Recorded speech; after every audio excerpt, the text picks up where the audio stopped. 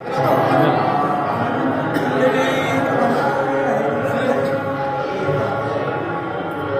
गुरुदेव की जय, भारत माता की जय।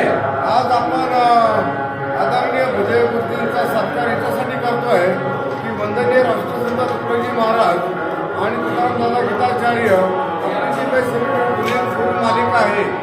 त्यांनी विदर्भाच्या लोकांचा पंढरपूरमध्ये राहण्याची व्यवस्था व्हावी म्हणून त्या काळी साधारणतः 30-40 वर्षापूर्वी एक विचार केला आणि त्यांनी त्यावेळेस त्या ठिकाणी फाउंडर मेंबर 1 लाख रुपये देऊन मोठा आश्रम उभारलेला आहे।